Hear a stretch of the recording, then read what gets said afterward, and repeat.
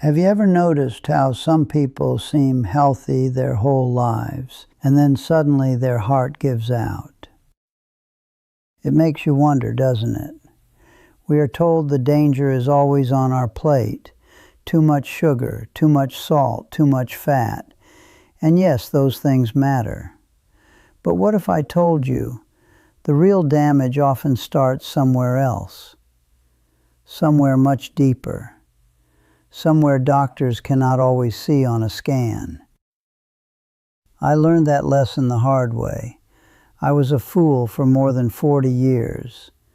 I thought if I worked harder, earned more, and pushed myself just a little further, everything would be fine. I kept telling myself the same lie. I'll be happy when the bills are paid, when the kids are grown, when work slows down. But when never came. It just kept moving farther away, like trying to catch your own shadow. Then one day, my heart decided it had enough. Not later, not someday, that day. And the strange part? The one habit that helped me heal was so simple, my own doctor could hardly believe it. It wasn't a new medicine. It wasn't some expensive treatment. It was something most people overlook every single day. By the end of this video, I will share that one habit with you. It may help your heart, it may calm your mind, and it may even give you back years of your life. So stay with me, because what nearly broke me might be the very thing holding you back right now. I spent most of my life doing what everyone said a good man should do. Work hard, provide, never complain, keep going no matter what. And I did. Oh, I did. I woke up before the sun. I left the house while my children were still asleep. Many nights I came home after they had gone to bed. I told myself I was doing it for them. That was the story I liked to tell. It sounded noble. It sounded strong. But the truth? I was addicted to being busy. Every raise felt good, for a little while. A bigger house, a newer car, a better watch. Each one gave me a quick rush. Then it faded. And there I was again, chasing the next thing. Always the next thing. I kept saying, I'll be happy when I get promoted, when I save enough, when I finally have time. But happiness is a tricky thing. If you keep putting it in the future, it stays there. My wife saw it long before I did. One evening she looked at me across the dinner table and said, "You are here, but you're not really here." I laughed it off, changed the subject, went back to work the next morning. That was my talent, ignoring the truth. Don't make my mistake. A man can spend years building a life while quietly missing it. Then came a Tuesday. Nothing special about it. Gray sky, cold coffee, a desk covered in papers that felt very important at the time. I was answering emails, thinking about a meeting, when it happened. A heavy pressure landed in my chest. Not sharp, not sudden, just heavy. Like someone had set a bag of bricks right on top of me. My arms started to tingle. Sweat rolled down my back. The room felt smaller. For a moment, I just sat there. I told myself it was stress, maybe indigestion, maybe I was tired. Funny how the mind will lie to protect itself. But deep down, I knew something was very wrong. The ambulance ride is still clear in my mind. Bright lights above me, the sound of wheels, the quiet voices of strangers trying to keep me calm. I remember staring at the ceiling, thinking about all the things I had planned for later. Later with my wife, later with my children, later with myself. And suddenly, later did not feel guaranteed. That is a terrifying thought. At the hospital, the doctor told me I had been lucky. A minor heart attack, he said. A warning shot. Not the end, but close enough for me to see it. I lay there all night, listening to the machines beep. And for the first time in many years, I asked myself a question I had been too busy to ask. What exactly had I been running toward? 3 weeks later, I was sitting on my back porch just after sunrise. The doctor had told me to walk every morning. I did not want to. I wanted to check my phone. I wanted to answer emails. I wanted to feel useful. Old habits do not leave quietly. But that morning, I stayed put. I held a warm cup of tea in my hands and watched the sunlight spread across the grass.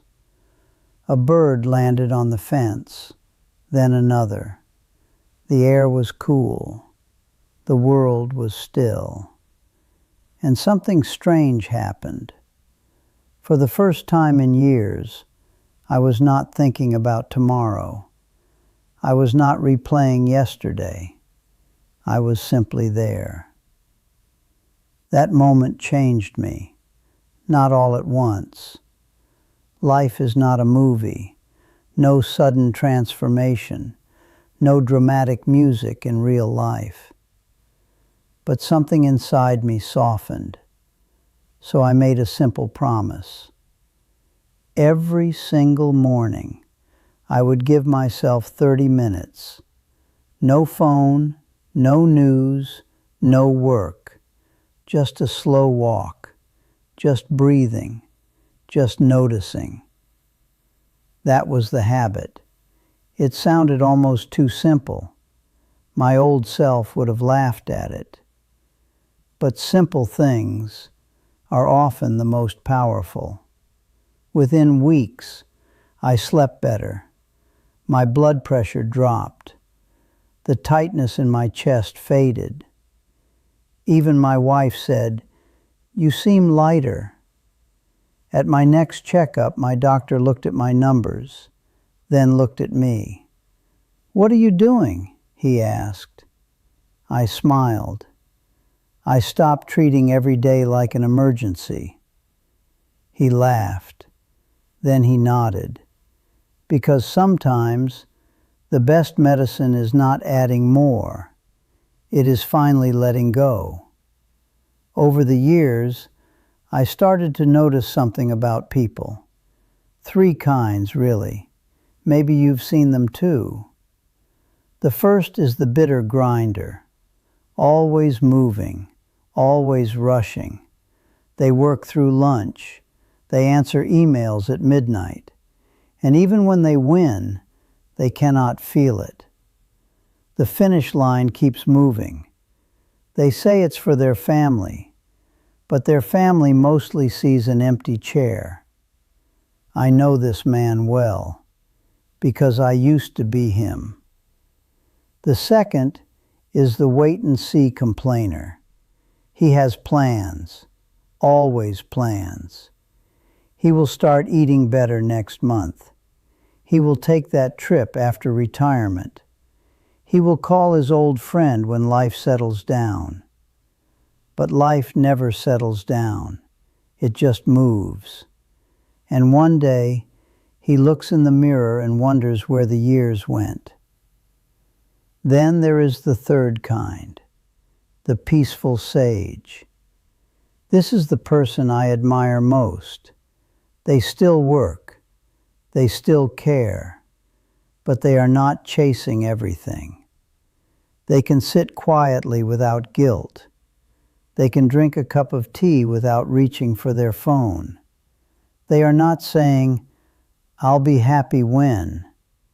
They are happy now, That is a rare kind of wealth. The biggest lesson I learned is this: peace is not something you find, it is something you choose. Most of my life, I thought I had to earn it. Work first, rest later, suffer now, live someday. But someday is a dangerous place.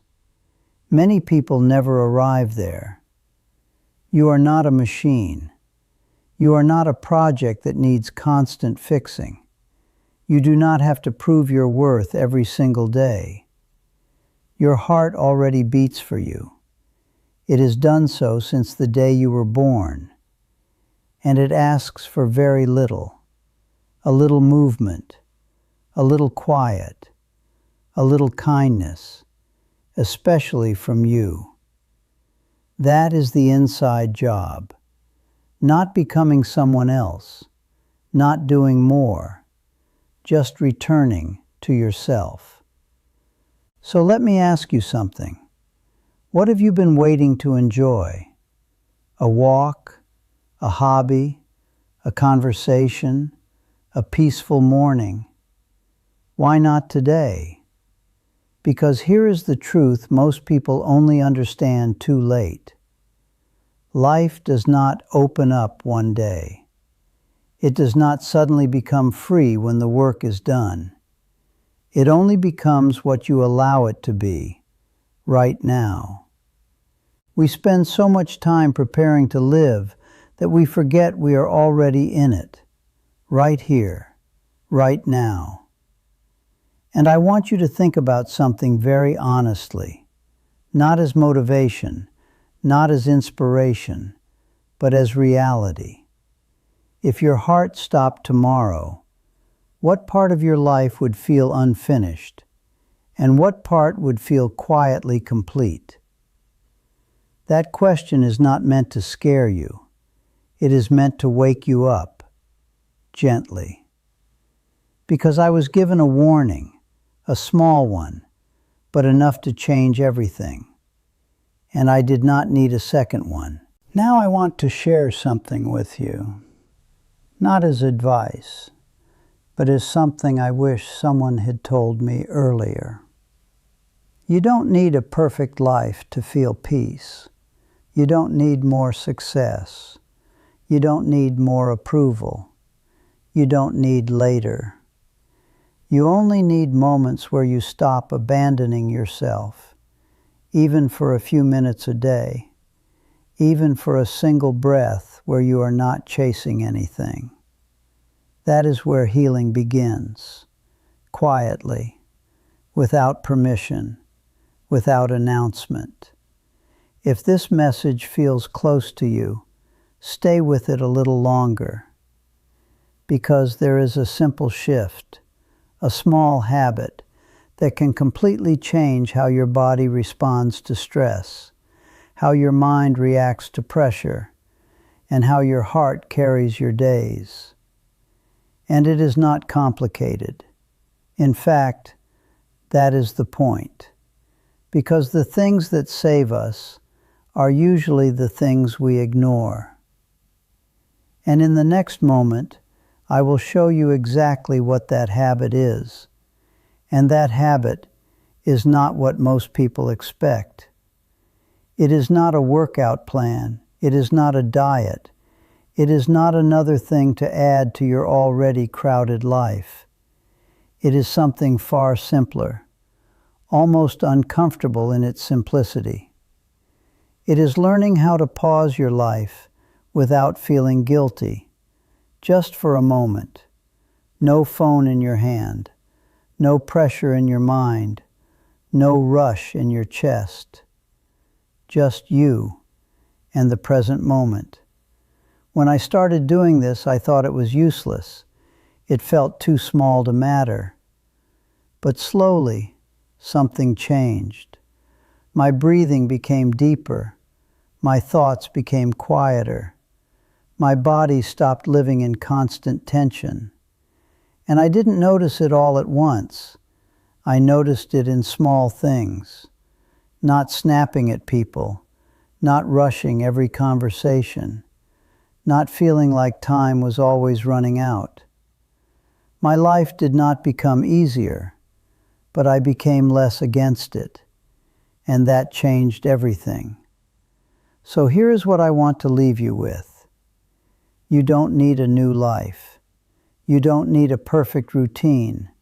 You don't need to wait for a better time.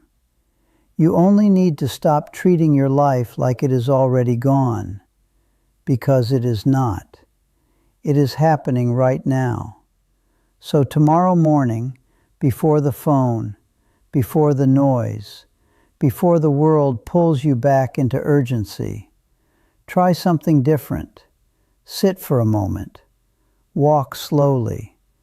Breathe without rushing, and just be there. And if you do, you might notice something surprising. Not in the world, but in you. A little less pressure, a little more clarity, a little more life in your own body. Because sometimes the habit that saves your heart is not doing more. It is finally learning how to live. And if you've made it this far, thank you for staying with me. Because this is usually the moment people expect something dramatic, a big secret, a shocking discovery, a complicated answer. But life rarely works that way. Most of the things that change a human being don't arrive loudly. They arrive quietly, like a thought you almost ignore, like a feeling you've had before, but never listened to. If there is one thing I want you to take from this, it is this. Your life is not waiting to begin later. It is already happening, right now. And the way you treat this moment is the way you are treating your life. Not tomorrow, not someday. This. I used to think slowing down meant falling behind, but I learned something the hard way. When you constantly rush through your days, you don't actually gain time. You lose awareness of it. And a life you are not present for feels like it disappeared too quickly, even if you were there the whole time. So I stopped trying to catch up with life and started trying to notice it instead. The small things, the quiet things, the ordinary moments I used to skip past. A warm cup of tea, a morning breeze, a conversation where I am not thinking about the next one. And slowly, something shifted. Not my schedule, not my circumstances, but my relationship with my own days. I stopped living as if peace was a reward and started treating it like a practice. So if you are waiting for a sign, maybe this is it. Not to change everything, but to stop abandoning yourself in the middle of everything. Because in the end, the real danger was never just the heart attack. It was the way I was living before it. And the real healing was learning how to be here before life forces you to. So take that walk. Sit in silence for a minute. Put the phone down a little earlier tonight. Not because you have to, but because you are still here. And that alone is reason enough to begin again.